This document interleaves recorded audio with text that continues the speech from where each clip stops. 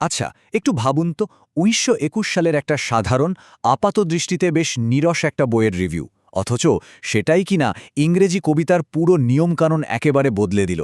হ্যাঁ, আমাদের আজকের এই বিশ্লেষণে আমরা সাহিত্যের ইতিহাসের এমন একটা চমকপ্রদ মোড় ঘোরানো ঘটনা দেখব, যেখানে শুধুমাত্র একটা প্রবন্ধ গোটা ২১ শতকের সাহিত্যকে দেখার দৃষ্টিভঙ্গি পাল্টে দিয়েছিল। চলুন শুরু করা যাক। এই পুরো গল্পটা শুরু করতে গেলে আমাদের একটু পিছিয়ে যেতে হবে। ১৮ শতকের বিখ্যাত সমালোচক স্যামুয়েল জনসন একটা বেশ কড়া কথা বলেছিলেন।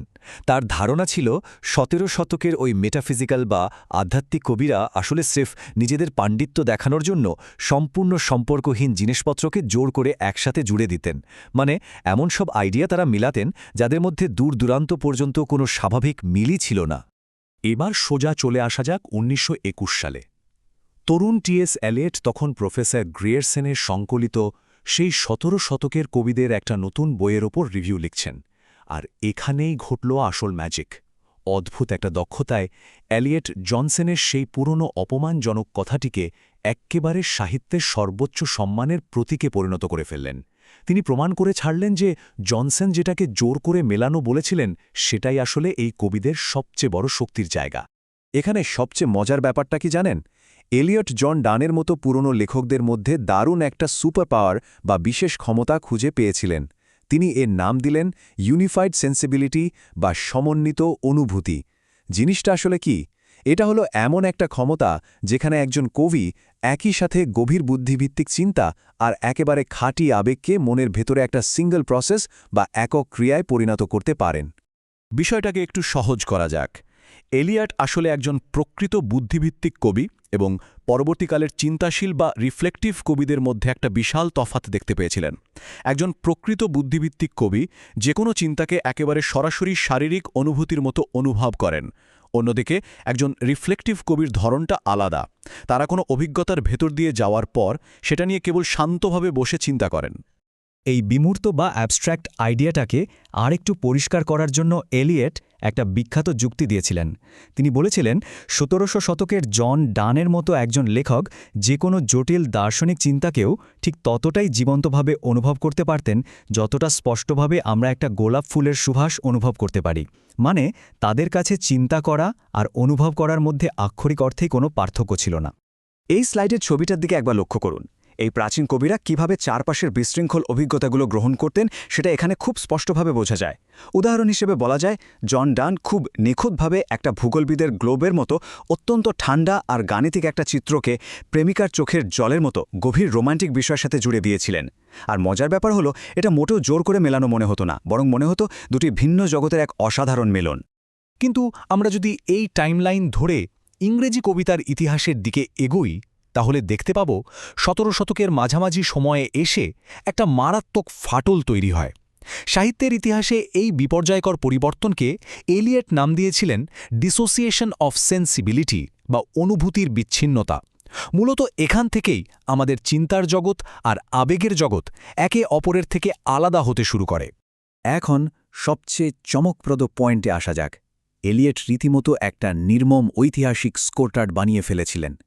তিনি মেটাফিজিক্যাল বা আধ্যাত্মিক লেখকদের বসিয়েছিলেন একেবারে শীর্ষস্থানে, আর অন্যদিকে দাবি করলেন যে টেনিসন বা ব্রাউনিংয়ের মতো ভিক্টোরিয়ান কবিরা নাকি এক প্রকার ফাঁদে আটকে পড়া মানুষ, যাদের হয়তো শুধু চিন্তা করতে হতো, নয়তো শুধু অনুভব করতে হতো। তারা কখনোই একসাথেই দুটো কাজ করতে পারতেন না। এই বিষয়টা প্রমাণ করার জন্য এলিয়ট সরাসরি টেনিসনের কবিতাকেই উদাহরণ হিসাবে টেনে আনেন। তিনি দেখান যে ১৯ শতকের কবিদের মনোজগৎ প্রকৃত অর্থে আবেগ আর চিন্তাকে একসাথে মেলাতে পারত না। এর বদলে তারা কেবল আবেগের একটা কৃত্রিম ফর্মুলা বা সূত্র তৈরি করতেই পারদর্শী ছিল। এরপর এলিয়ট যা করলেন সেটা একটা অত্যন্ত সাহসী পদক্ষেপ। তিনি সাহিত্যের দুই মহারথী জন মিল্টন এবং জন ড্রাইডেনের দিকে সরাসরি আঙুল তুললেন। তিনি কাঠগড়ায় দাঁড় করালেন, তাদের এই বলে যে এই দুই শক্তিশালী কবির বিশাল প্রভাবই ইংরেজি কবিতার এই অনুভূতির বিচ্ছিন্নতাকে আরও বহুগুণ বাড়িয়ে দিয়েছিল। আর সত্যি বলতে ইংরেজি কাব্যিক মনটাকে ভেতর থেকে একেবারে ভেঙে চুরমার করে দিয়েছিল। আর ঠিক এখানেই আমাদের সাহিত্যের এই গোয়েন্দা গল্পে একটা বিশাল প্লট টুইস্ট বা নতুন মোড় চলে আসে। প্রশ্ন জাগে, এলিয়টকে এখানে নিছকই একজন সাহিত্যের ঐতিহাসিকের ভূমিকা পালন করছিলেন, নাকি ১৭ শতকের কবিদের মূল্যায়নের আড়ালে তার অন্য কোনো গোপন উদ্দেশ্য লুকিয়েছিল? তার পর্যালোচনার একদম শেষ পর্যায়ে এসে এলিয়েটের সেই একাডেমিক বা প্রাতিষ্ঠানিক মুখোশটা কিন্তু পুরোপুরি খসে পড়ে। তিনি জোরালোভাবে ঘোষণা করেন যে আমাদের আধুনিক সভ্যতা এতটাই জটিল যে আধুনিক কবিতাকেও যুগের সাথে তাল মিলিয়ে কঠিন, পরোক্ষ এবং ধাক্কা দেওয়ার মতো হতেই হবে। ভাষাকে ভেঙেচুরে নতুন অর্থ তৈরি করাই হবে আধুনিক কবিতার প্রধান কাজ। তিনি যুক্তি দেখালেন, একজন আধুনিক কবির মনকে চারপাশের এই বিশৃঙ্খল আধুনিক জীবন থেকে প্রতিনিয়ত নতুন নতুন অর্থ তৈরি করে নিতে হবে। ভাবুন তো বিষয়টা, যেখানে একই সাথে স্পিনোজার মতো কঠিন দর্শন, টাইপরাইটারের যান্ত্রিক খটখট শব্দ আর রান্নাঘর থেকে ভেসে আসা খাবারের ঘ্রাণ, এই সব কিছুকে একসাথে হজম করে একটা সুশৃঙ্খল শিল্পে পরিণত করতে হবে। আর এখান থেকেই সেই অসাধারণ সত্যটা আমাদের সামনে উন্মোচিত হয়। এই যে সম্পূর্ণ ঐতিহাসিক তত্ত্ব, এটা মূলত ছিল এলিয়েটের নিজের সুবিধার্থে তৈরি একটা ট্রোজান হর্স বা চালাকি। সমসাময়িক সমালোচকদের হাত থেকে দ্য ওয়েস্ট ল্যান্ডের মতো তার নিজের লেখা অত্যন্ত কঠিন আর দুর্বোধ্য আধুনিকতাবাদী কবিতাকে রক্ষা করার জন্যই তিনি এই দুর্দান্ত কৌশলটা খাটিয়েছিলেন। একটা মাস্টার স্ট্রোক, তাই না? যদিও এই প্রবন্ধটি আধুনিক সাহিত্য সমালোচনার একদম মূল ভিত্তি হয়ে উঠেছিল, জেফ্রি পার্লের মতো আধুনিক গবেষকরা কিন্তু এই তত্ত্বের বিশাল ফাটলগুলো ঠিকই ধরিয়ে দিয়েছেন। তারা উল্লেখ করেছেন যে এলিয়ট নিজের যুক্তির সুবিধার্থে সাহিত্যের এই ভাঙনের সময়কালটাকে বারবার পরিবর্তন করেছেন।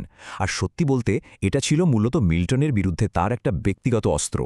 এত কিছুর পরও এলিয়েটের এই তত্ত্বের শব্দচয়ন এতটাই শক্তিশালী প্রমাণিত হয়েছিল যে এর রেশ এখনও রয়ে গেছে। যেমন ধরুন, হেনরি লুই গেটস জুনিয়রের মতো আধুনিক পণ্ডিতরা সমসাময়িক সাহিত্যে জাতিসত্তা আর উপনিবেশবাদের বিশ্লেষণ করতে গিয়ে এই ডিসোসিয়েশন অফ সেন্সিবিলিটি ধারণাটিকে খুব সুন্দরভাবে ব্যবহার করেছেন। তারা দেখিয়েছেন কিভাবে সাহিত্য অনেক সময় আমাদের চিন্তাভাবনা থেকে জীবনের বাস্তব অভিজ্ঞতাকে আলাদা করে দেয়। আমাদের আজকের এই বিশ্লেষণটি শেষে একটা দারুণ চমকপ্রদ ধাঁধা রেখে যায়। কি মনে হয় আমাদের, এই যুগান্তকারী প্রবন্ধটি কি সত্যি মানুষের মনস্তত্ত্বের একটা বাস্তব ফাটলকে ধরতে পেরেছিল, নাকি এটা স্রেফ এটাই প্রমাণ করে যে শিল্পের ভবিষ্যৎ নিজের নিয়ন্ত্রণে রাখার সবচেয়ে সেরা উপায় হল অত্যন্ত চতুরতার সাথে তার অতীতটাকে নতুন করে লিখে ফেলা?